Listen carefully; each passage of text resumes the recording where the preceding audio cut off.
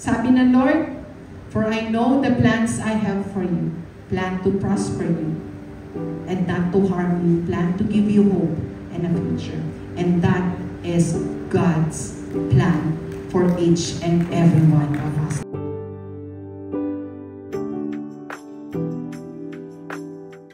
Sino po dito ang naniniwala at magsasabi na hindi pa tapos si Lord sa buhay mo? Taas po ang kamay. Amen. Praise God. Sa taas, sa taas. Amen. No? Hindi pa po tapos si Lord sa bawat buhay natin. And every day po ay tayo po ay binabago ng ating Panginoon. Na marami pang kailangang baguhin si Lord sa atin. So today, if you are acknowledging the power of God, that God will change us from glory to glory, I want you to brace yourself. Yan, no? Brace yourself. Why? Because today is the day na babaguhin tayo ng Panginoon. Tignan mo yung katabi mo. Tignan mo. Yan, mata sa mata. Kung di mo kilala, mag-hi ka lang. Amen. Alam niyo po kung bakit ko gustong tignan niyo po ang inyong mga katabi. Kasi mamimiss niyo po yung dating siya.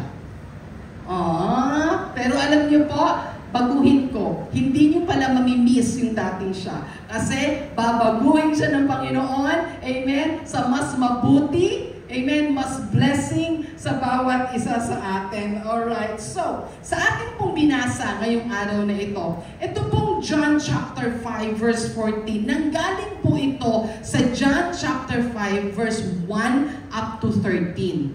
Ito po yung panahon, I believe everyone is familiar with the story. Ito po yung isang araw na si Jesus po ay napadaan po sa isang lugar na tinatawag po nilang Bethesda.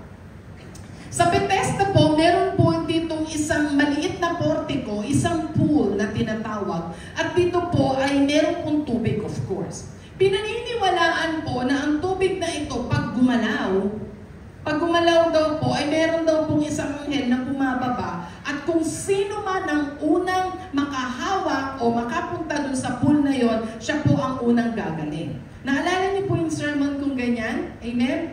No. So there. Ngayon, lahat po ng taong paralyzed, lahat ng taong may sakit, napakadami pong taong nagtitipon-tipon sa lugar na yon.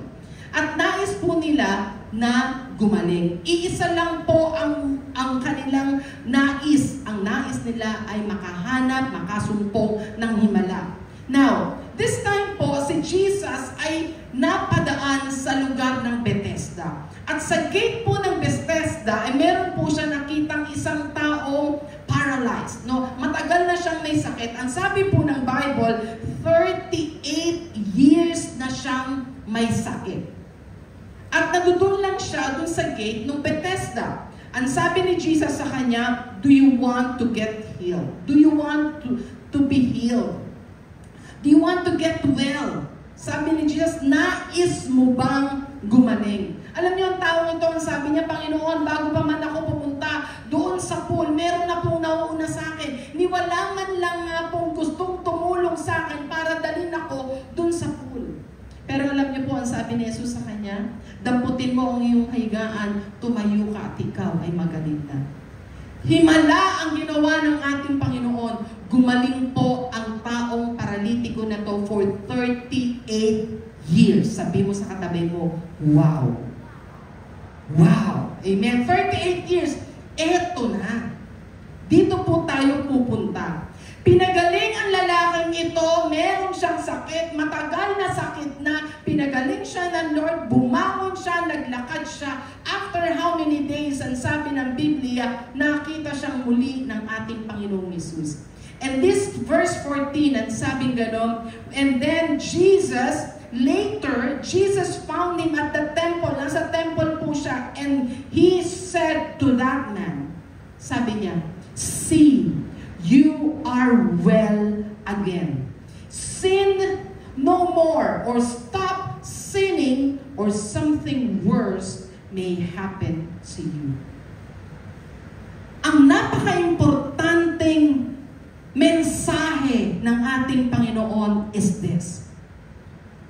Sino po sa atin ang nakaranas na ng himala mula sa ating Panginoon? I want you to raise your hand. Come on. Ang himala po, nagising po ba kayo ngayong umaga? Amen. Himala po yan. Amen. Kasi hindi po lahat ng tao ay gumigising. So, sino po dito ang nakaranas ng biyaya, himala ng Panginoon? Taas ang kamay. Amen. All of us. Amen.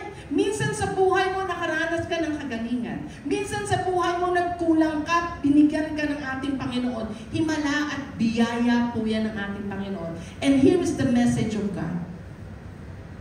You already have received your blessing. You already have received and experienced the miracle from the Lord. And the message of God is this: sin no more.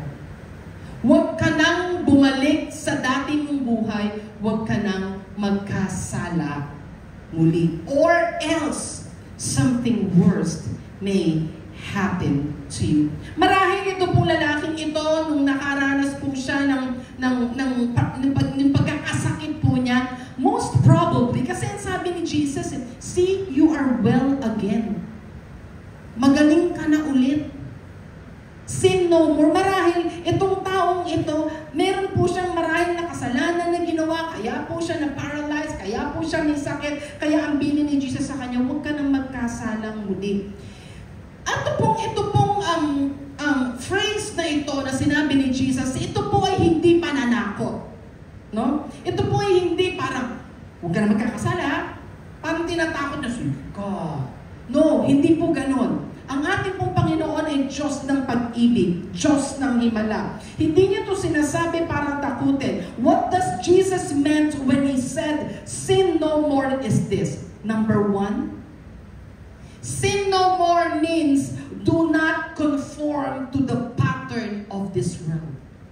Huwag ka nang makiayon, kapatid. Naranasan mo na ang pagliligtas ng Panginoon. Naranasan mo na ang pagpapatawad ng Panginoon. Naranasan mo na ang pagbabago ng Lord. Naranasan mo na ang kagalingan. Naranasan mo na ang biyaya ng Lord.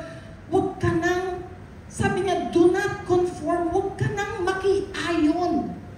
No? Sabi nga in Romans 12 verse 2, do not conform to the pattern of this world, but be transformed by the renewing of your mind, then be able to test and approve what God's will is, His good, pleasing, and perfect will for you. The Bible says, do not conform to the pattern of this world. Alam niyo po, ang ibig sabihin ng conform, conform is to be in the agreement or harmony, be similar. Sa Tagalog, conform means huwag ka nang makiayon, huwag ka nang maki-agree, huwag ka nang makigaya, huwag ka nang makihulma, huwag ka nang magpaggaya, huwag ka nang magpa-influensya. Yan po yung tinatawag na do not conform. Gusto ni Lord, siya lang ang nakaka-influensya sa atin. Gusto ni Lord, siya ang ating inspirasyon. Siya ang ating sinusundan. Amen? Kaya nga, ang title ng message natin ngayon is, nauna pa number 1 and 2.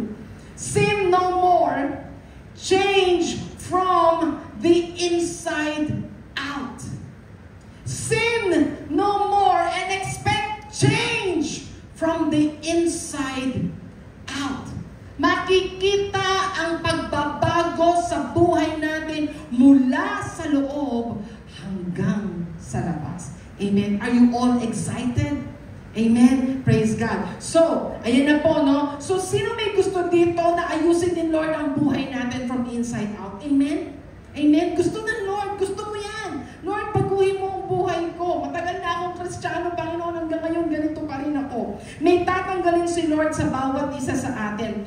No? At ang nais, alam ko, naniniwala ako na ang nais ng puso mo, Lord, ikaw lang maka-impluensya sa akin. Lord, ikaw lang ang gagayahin ko. Ikaw lang, Panginoon, ang maghari sa buhay ko. At ikaw din naman, maging magandang impluensya o example sa ibang tao. Amen? Alam niyo po, sa pagising ko sa umaga, yan po ang laging kong prayer. Lord, I want to be an encouragement. I want to be a blessing, Lord, to all people, Lord, na makakasama ko ko, makikita ko, Panginoon. Bless my hands, Lord, lahat ng hawakan ko, pagpapalain mo. Bless my feet, Lord, lahat ng yayapakan ko, Panginoon, ay pagpapalain mo. Lord, I want to be a blessing, Lord, for your glory alone. Amen? Sana po, ito po ang dalangin natin, no? Alam niyo po, may tanong po ako sa inyo. Nakakita na po ba kayo ng thermometer? Ulit ko. Nakakita na po ba kayo ng thermometer? Nakakita na po ba kayo ng thermostat? Amen. Okay, now. Ang tanong ko po sa inyo is this. Are you a thermometer Christian or a thermostat Christian? Tanong siguro na, ito ba si Pastora? Ano ba naman pinagtatatanong dito? Thermometer, thermostat?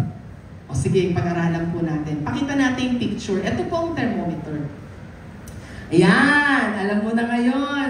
Nung kapanahunan ko po, ang thermometer ay meron pong mercury. Tama? Tinataktak po yan. Tapos lalagay mo sa kilikili mo. Tama? Pag hindi gumana sa kilikili, ilalagay sa kilikili. Di ba? Yan po yun. Pero pinagbawal na po yung mercury kasi masama pala yun. So, digital na po ngayon. Amen. Yan po ang thermometer. Ang thermometer, ito po siya. Makinig po kayo. Wala po sanang matutulog ngayong araw na ito. Okay? Pag may natutulog, kalabitin mo, sabihin mo sayang. Okay. Yan. Thermometer. Ang thermometer po, ang thermometer just sets to the temperature of the room. Ang thermometer, kung ano po yung ang temperature mo, yun ang didictate niya. Tama? Yun ang mariread niya. Tama po? Yan ang thermometer. Ang thermometer, kinukuha niya lang yung atmosphere na nasa paligid niya. Okay.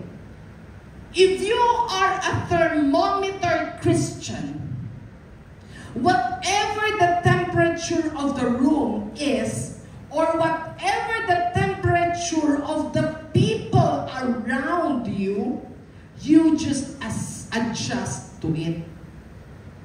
Ano ibig sabihin? Kapatid, kung ikaw ay thermometer Christian, ikaw yung Kristiyano na nakikibagay lang. Kung ano ang thermometer ng katabi mo, kung ano ang temperature ng katabi mo, yun din ang temperature mo. Sumasabay ka lang sa kung ano ang temperature ng paligid mo. Kung malamig siya, malamig ka rin. Pag mainit siya, mainit ka rin. Pag maligamgam siya, maligamgam ka rin. Yun ang thermometer. Kung saan ka mapunta, nakikibagay ka lang. Hinahayaan lang natin na mahawaan ka, na maimpluwensyahan, nakikiayon lang kung paano gumagalaw ang mundo. Tinatanggap lang, no, kung ano ang sinasabi ng mundo. And that is a thermometer Christian. Look at me. Thermometer Christian, ito yung mga Kristiyano, pag nasa church, nagpe-pray din siya. Pag nasa church, nag-worship din siya. Pag nasa church, umiiyak yung katabi niya dahil puspos na, nakikiiyak din siya. Yan. Pag nasa church, nagsaserve din siya. Kaya naman, paglabas ng church, iba naman ang temperature, yun din ang temperature niya. Paglabas ng church, nagmumura sila, nagmumura din siya. Thermometer Christian, paglabas ng church, lumalaklak, tumutoma, cheers, kampay din siya. Thermometer Christian kasi. Bakit? Nakikiayon kung ano ang temperature ng paligid niya. Tignan mo yung katabi mo. Hindi ikaw yon, sabihin mo. Diba? Ibig sabihin, ang thermometer Christian, gusto ko lang banggitin to, mga kabataan, ano po? Sa church dito, no, sit ba, yes, jump around, jump, paglabas doon, Mobile Legend. Sige, parehas na lang tayo, wala nang Bible study din, sige, mamaya na. Bakit? Pag Bible study, Bible study. And, bakit thermometer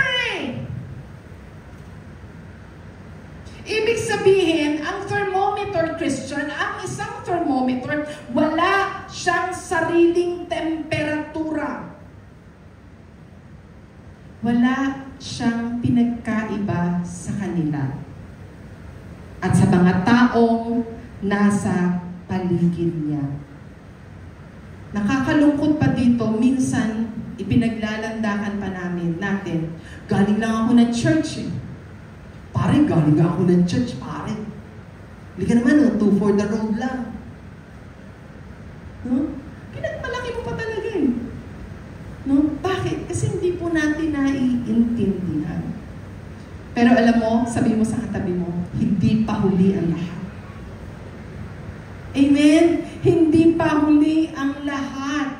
Ano po? Thermometer Christian, sunod lang sa agos ng mundo. No? Pero naniniwala ako, ang lahat ng thermometer Christian ngayon, later on, they will be a thermostat Christian.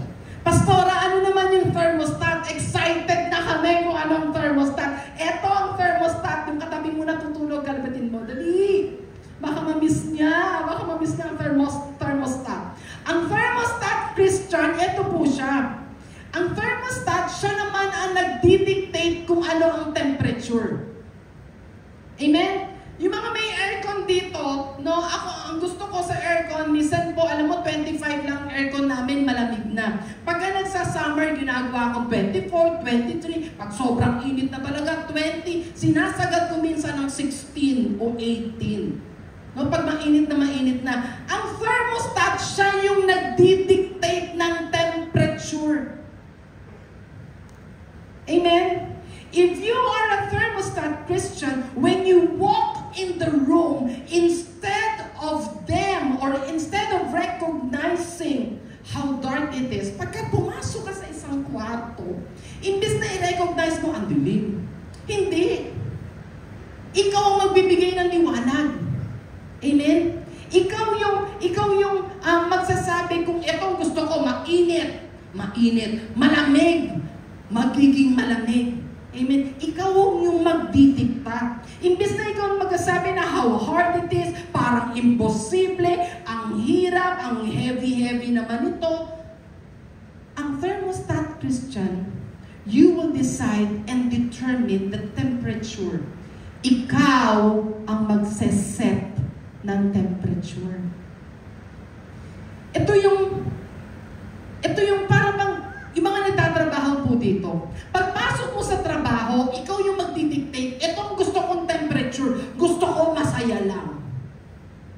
Ikaw ang magsasabi nun, ikaw ang magsisimula nun, and everyone will be just so happy, amen, and will be just be so blessed because you are there. Pag nasa school ka, at alam mo yung mga kasama mo, ay ganito ang mood, ikaw ang magseset ng mood, ikaw ang magseset ng temperature. Amen? Sa family, ikaw ang magseset ng temperature. Naalala ko, sabi ng nanay ko sa akin, sabi ng mami ko, kayong mga babae, tayo nagseset ng temperature sa bahay. Subukan mo, sabi niya, subukan mo, kasi mami ko, alam na alam niya to Pag umaga pa lang, pagising ng mga babae at walang ginawa yan kundi magbunganga. Ano ba na yan? Ang aga, ano oras na? Hindi pa kayo gumigising. Nakapagluto na ako ng almusal. Nakahanda na nga lahat. Pambihira naman. Tingnan mo, gising ng mga anak mo. Mom, ano ba naman ang aga-aga? Tapos yung kasama mo galit na rin. Bakit? Kasi yung sinet mong temperature. Mga babae dyan, thermostat ka. Amen? Kaya tayo, gawin natin, paggising sa umaga, praise God, mga anak, nakahanda ng almusal, nagluto ako ng hotdog para sa'yo. No? Han, wow, may handa ng medyas mo, ito na ang towel mo. Amen? You will dictate the temperature, and that is a thermostat Christian. Amen? Amen. Praise God. So, dito po, pag thermostat ka, ikaw yung nagtatangay. Hindi ikaw yung nagtatangay. No? We are the ones who run towards the impossible situation. Tayo po yung pumupunta sa mga imposibleng sitwasyon. We are the ones who is releasing the supernatural solution of Jesus. Tayo ang solusyon. Hindi tayo ang konsumisyon. Okay? O, sabi mo sa katabi mo, maganda yun na. Wala sa ano ko yun, script ko yun. Sabi mo sa katabi mo, ikaw ang solusyon. Hindi konsumisyon. Amen? Amen? Tayo po dapat ang solusyon. Praise God, palakpakan po natin ang Panginoon. Hindi tayo dapat nakikisabay because you are a thermostat Christian. Yung po ang ibig sabihin ng do not conform to the pattern of this world. Hindi ka makikisabay, hindi ka pakukuha sa mundo. Why? Because we were made to set the spiritual temperature in the room. Tinawag ka ng Diyos para maging blessing. Kaya ka naging born again Christian kasi ikaw ay isa ng bagong nilalang. Kaya tayo dapat yung nag-i-stand out. Tayo dapat yung nag-overcome. No? Ito yun eh. Tingnan niyo po ako. Ang tunay na Kristiyano, ayaw mo ng room temperature lang. Ayaw mo ng lukewarm. Ngayon, dapat tinatanong natin ang sarili natin. Let us assess ourselves. Let us check ourselves. Lord, ikaw ba ay thermostat Christian o thermometer Christian? Kung thermometer Christian ka, don't worry. Hindi pa tapos si Lord sa atin. Amen? Amen po ba? Praise God. Okay. Kailangan po, lagi tayong, hindi po kailangan na lagi ka nakikisabay sa uso. Wow, iPhone 16. Hindi ko na po alam kung ano na pong iPhone ngayon kasi hindi po ako naka-iPhone, Android lang po ako. Sa nanay ko po to, naipamana pa sa akin ng nanay ko. You can just, if you can tell yourself, Lord, I can live without this. I can live without that. Hindi ka thermometer na makikiayon. May bago siya, dapat may bago ako. Ito ang post niya sa Facebook, dapat mas matindi ang post ko. No. Amen? Dapat ikaw ang nagdidictate. Yan. Listen to me. Diba? Kapag nasasaktan po tayo, ano po ang dinidikta ng mundo? Di po ba ang dinidikta ng mundo ay ganito? Manakit ka rin. Gumanti ka.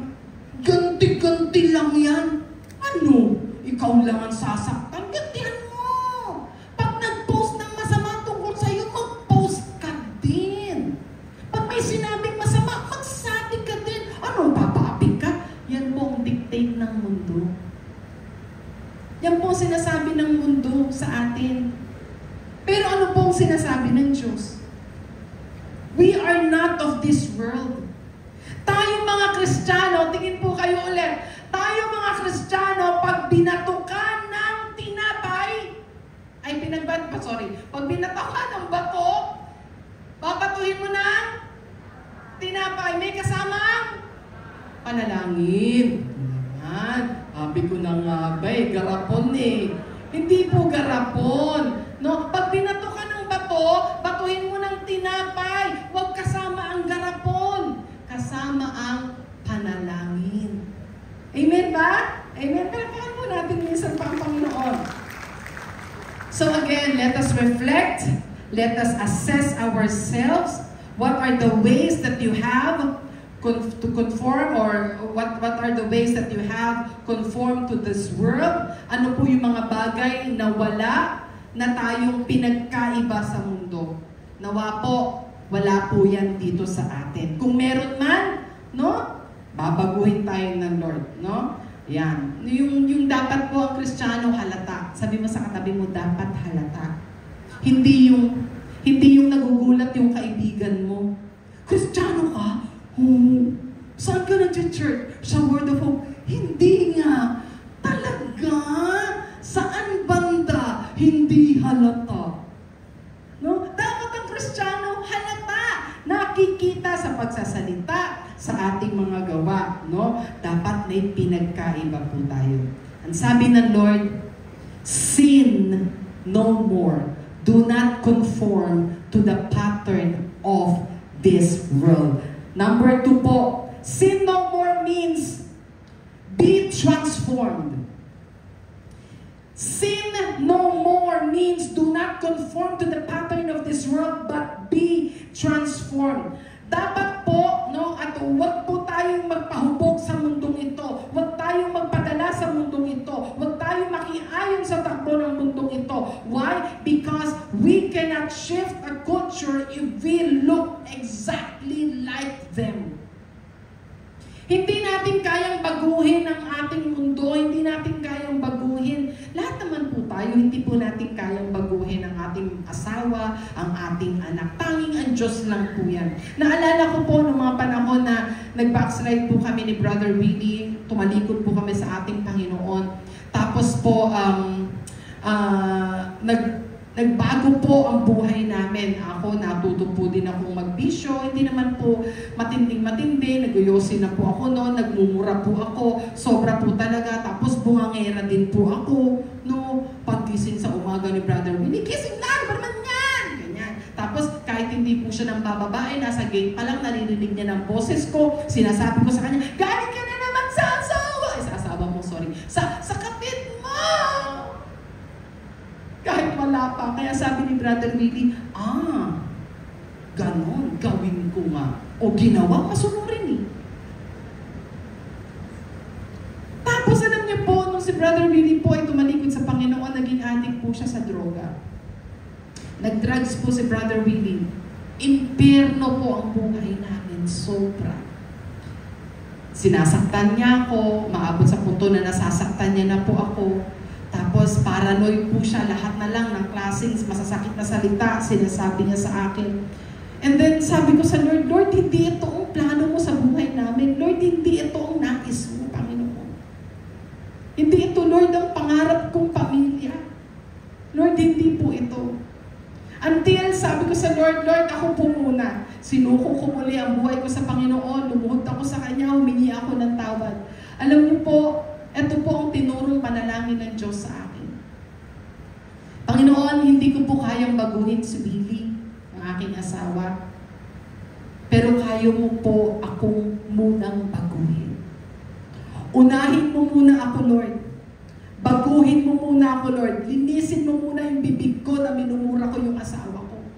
Linisin mo muna, Panginoon, yung puso ko na galit na Lord, sa asawa ko.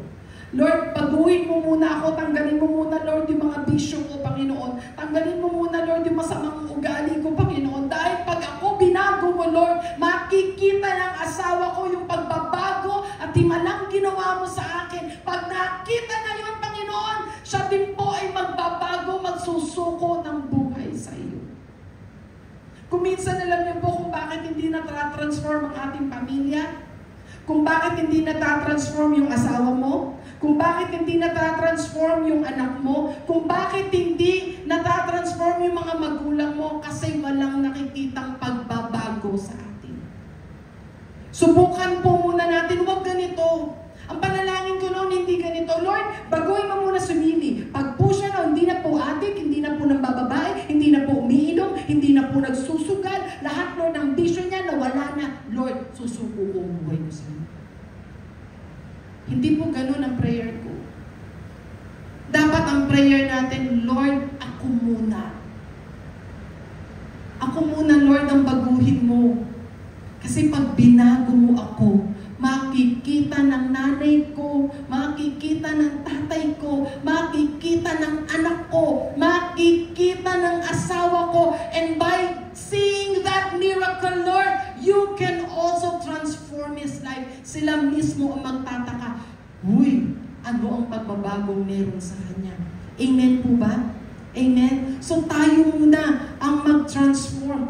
Jesus days po, alam niyo sabi ganun ng Matthew 5:13, "You are the salt of the earth, but if the salt has become tasteless, how can it be made salty again? It's no longer good for anything except to be thrown out and trampled underfoot by men." Ang sabi ganun ni Jesus, no? Kung ang isang asin daw po ay wala ng lasa, wala na daw po itong silbi, wala na po itong power, kumbaga, wala na po siyang ingredient or to preserve food. Kasi po ang salt po, nagpe-preserve po yan ng food. Noong panahon pala nila, panahon noon, tinitikman po ang salt bago nila ilagay sa karne.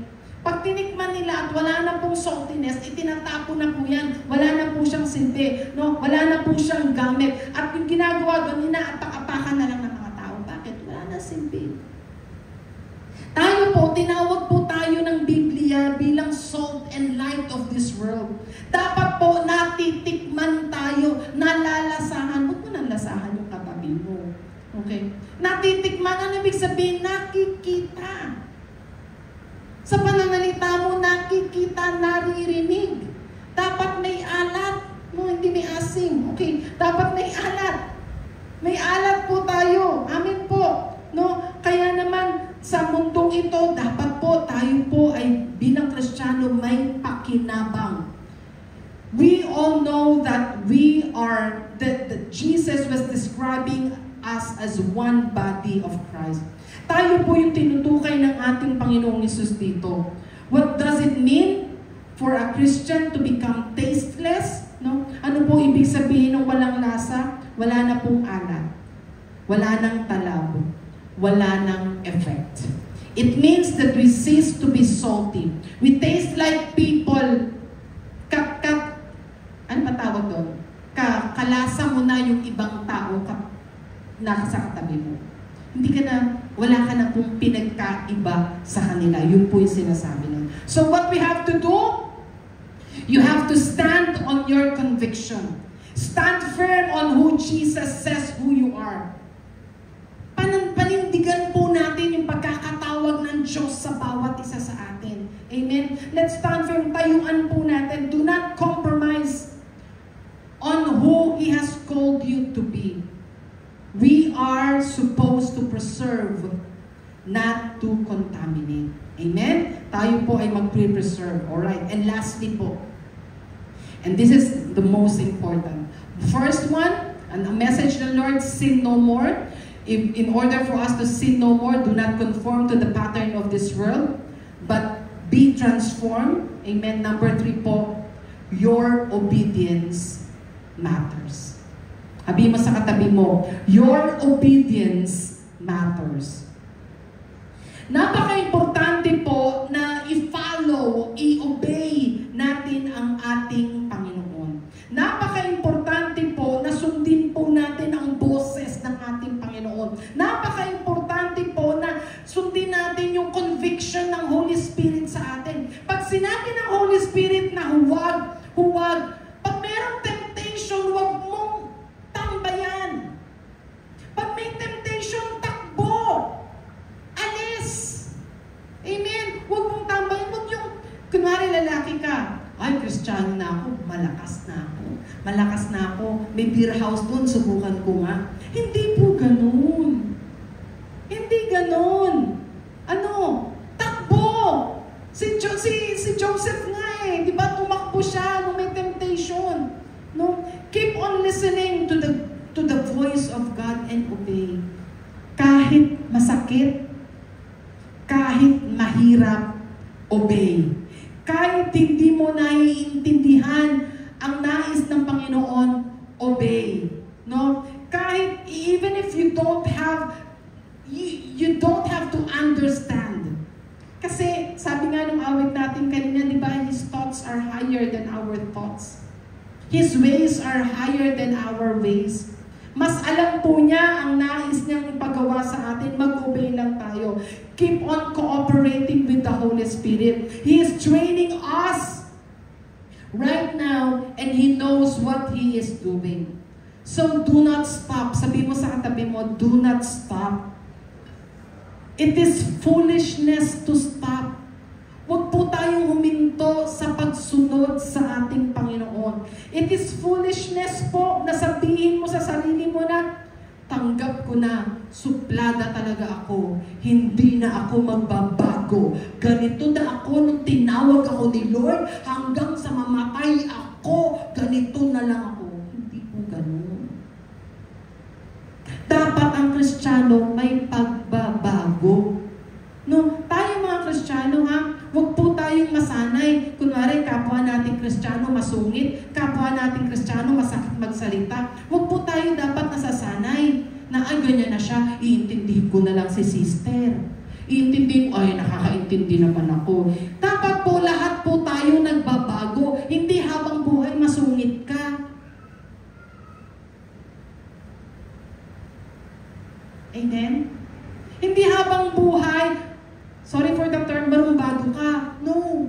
Hindi dapat kinasasanayan ng asawa mo na ganyan ka na. Hindi dapat kinasasanayan ng mga kapatiran mo na ganyan ka na. Dapat nagbabago po tayo.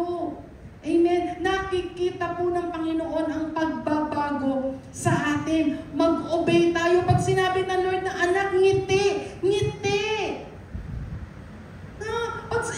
Minsan nga si Pastor Abby nagwa-worship, di ba nag-praise and worship leader dito? Lumalabas na yung ngitid, kasasabi sa atin, itaas po natin ang ating mga kamay. Kung hindi pa sinabing itaas ang kamay, hindi ka makapagtaas ng kamay. Amen. Let us obey the Lord. Ang sabi ng Lord, dapat po sinasamba natin ang Panginoon. Amen. Huwag natin sabihin na hindi ko kaya yan. Listen, you are not a powerless Christian. You are a powerful Christian. Amen. You can do all things through Christ who is in you. Amen. You are powerful. I am nothing without Christ. Alam niyo po yung salitang Christ, Christian? Pakitingin nga po ate. Kuya Matt. Christian. Christian. Pag ang Christian, tinanggal mo si Christ, ang natira is I-A-N. Do you know what's the meaning of that? I am nothing without Christ. Amen? You are nothing. We are nothing apart from Christ. Kung wala ang Panginoong Yesus sa buhay natin, tayo ay wala. We are tasteless Christians. Kaya mag-obey po tayo. Sundin po natin kung ano po ang pinagagawa ng Lord. Our obedience should not be of fear. Naalala niyo po yung message? Sabi niya, sin no more or else something worse will happen to you. Sinabi po ng Panginoon ito, hindi po dahil sa takot. Pag tayo po ay sumunod sa Panginoon, wag po natin siyang sundin dahil po natatakot tayo sa Kanya. Minsan tayo bilang mga anak, di po ba sa ating tatay, susunod ka dahil natatakot ka sa Kanya. Tama. Kasi papaluin ako ng tatay ko. Kailangan makaaga akong umuwi. Kasi papaluin ako. Pagka hindi ko ginawa to, pagka maliit, pagka ang grades ko ay bagsak, iyari ako sa nanay ko. Out of takot. Pero di ba mas masarap pag ginagawa mo yun out of love? Kasi ang ating Panginoon, siya po ang nanay natin, siya po ang tatay natin, siya po ay loving Father. Sinabi niya po ito, hindi po tayo ay para takutin. Sinabi niya po ito na may pagmamahal po sa atin. Although yes, meron mga utos ang ating Panginoon na may mahirap, no? Pero ang totoo talaga, we should obey the Lord. Kung talagang mahal po natin ang Panginoon, dapat ito po ang motivation natin out of love. Amen. We should obey the Lord out of love. We should obey the Lord because we love Him. At dahil mahal po natin siya, ayaw po natin siyang suwayin. Naalala ko si Eli. Alam niyo po yung anak ko, 11-year-old. Pagka kunwari napatingin lang ako sa kanyang gano'n, tinatanong niya po ako, Mom, am I disappointing you? Kaya gagawin niya po yung the best niya kasi akala niya na disappoint niya ako. You know what I always tell her? Anak, kahit na ano pang grades na meron ka, I will always love you. My love will remain. Mamahalin pa rin kita. Naisip ko tuloy ang Lord, Lord, kung ako ganito magmahal sa anak ko, lalo na Lord yung pag-ibig mo sa akin. Amen. Amen. Sabi ko nga, meron po akong dating sinabihan, sabi niya sa akin, Tita, Pastora, sabi niya, Tita, isang beer lang naman, light pa. Sabi niya, sige na, lahat sila umiinom eh. Sige na, isa lang. Hindi naman ako malalasing dito. Isa lang. Sunbig light nga. Okay. Sabi ko sa kanya, sige na. Kung sa tingin mo, sa pag-inom mo ng beer na yan, papalakpakan ka ni Lord. Galing ng anak ko. Tuloy mo. Pero kung sa tingin mo, sa gagawin mo yan, i-disobey mo ang Lord. Tutuloy mo pa ba? Alam mo, sabi niya, eto na nga po, hindi na lang po. Amen? Amen? If you really love your God, if you really love the Lord, you will obey Him. Amen? Can we all clap our hands to Jesus? Amen. Dahil alam mo at mahal mo ang Panginoon, no, pag sinabi niyang hinto, hinto. Huwag pong matigas ang ulo natin. Sabi mo sa katabi mo, huwag matigas ang ulo mo. Kasi sinasabi ng Lord for our benefit, not for His benefit. Para po sa atin yon. Mawawala ang lahat, no, i-deny tayo ng lahat, pero ang pag-ibig ng Diyos laging nandiyan. Sabihin mo nga sa katabi mo, obey God. Yan, praise God. So, kung ayaw mo na magulong buhay, mag-obey ka. Sino naniniwala dito na magulong buhay para lang yan sa matitigas ang ulo? Kaya magulong buhay, matigas ang ulo mo eh. Kung ayaw mo na magulong buhay, mag-obey po tayo sa ating Panginoon. Amen? Obedience, naniniwala po ako na may blessing sa obedience. Hindi papagawa sa iyo ni Lord kasi gusto niya lang. No? Hindi papagawa sa iyo ni Lord ang isang bagay para sa ikapapahamak mo. Pinapagawa ng Lord sa iyo yan kasi gusto ng Lord na dalhin ka sa destiny mo. Amen? Pinagagawa ng Lord yan sa iyo kasi gusto ng Lord marating mo yung purpose niya sa buhay mo. Amen? Proverbs 4 verse 10 to 15. Sabi niya, listen, my son, if you will take the time to stop and listen to me and embrace what I say, you will live a long and happy life full of understanding in every way. Ang ganda po. I have taken you by the hand in wisdom's ways, pointing you to the path of integrity. Your progress will have no limits when you come along with me. And you will never stumble. You will walk along the way. So receive my correction. Sabi ng Lord, anak, receive my correction. The Lord is correcting us today. Receive His correction. No matter how hard it is to swallow, for wisdom will snap you back into place. Her words will be invigorating life to you. Do not detour into darkness or even set foot to that path. Stay away from it. Don't even go there. Alam nyo, ito po ang mensahe ng Lord sa atin. Sin no more. Let us be a blessing to everyone. And I will close on this. Proverbs 23:24. When a father observes his child living in godliness, he is ecstatic with joy. Nothing makes him prouder. Ano po ibig sabihin? Pag nakita po ng ating Panginoon that we are obeying Him, sabi ganon, the God is so ecstatic with joy. And He is so proud that we made it. Amen? Huwag po natin pahirapan ang obedience. Minsan kasi iniisip natin, ang obedience napakahirap, napakalaki. Ang laki-laki ng obedience. Kasi minsan may utos si Lord na napakalaki. Pero tignan niyo po ako. Although yes, may mga bagay talaga inuutos si Lord na malaki, pero kadalasan sa araw-araw po natin ng buhay, kailangan po natin ng obedience. Bakit? Ano po ibig sabihin nito? Sa araw-araw ng buhay natin, may mga simpleng pinapagawa si Lord sa atin. Example, obedience po yung nagpe-pray tayo. Nagpe-pray ka, obedience yan. Ino-obey mo yung sabi ng Lord na mag-pray ka. Obedience po yung narinig mo ang sermon ng Sunday, ngayong araw na ito, ipamumuhay mo. Obedience po yan. Obedience po yung hindi po tayo nagsisinungaling. Obedience po yung hindi ka nagmumura. Obedience po yung nagmamano ka sa matatanda. Obedience po yung sumusunod ka. Obedience po yung nagbabayad ka ng tama.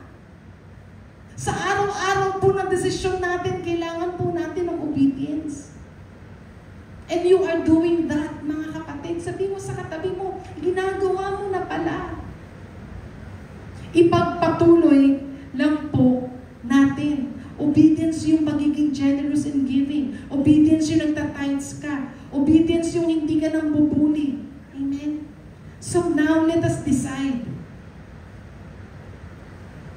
Ang ating Panginoon, alam mo, tsatsagain niya po tayo. Hanggang maging siya na po ang nasa puso natin. Ang ating Panginoon, hihintayin niya po tayo hanggang kailan mo gustong isuko ang buhay mo sa Kanya. Hanggang kailan mo makukuha ang obedience. Hanggang kailan na hindi ka na magkakasala.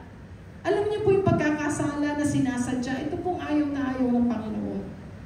Sabi ng Lord, "For I know the plans I have for you.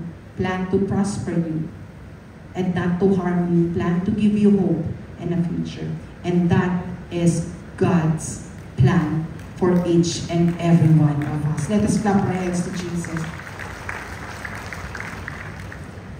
So, ano po ang ibig sabihin ng sermon ngayon? Lahat po na nasaktan, tumaas ang kamay. Praise God. Praise the Lord po. Kasi pag nasaktan, ibig sabihin, may pagagalingin. Amen?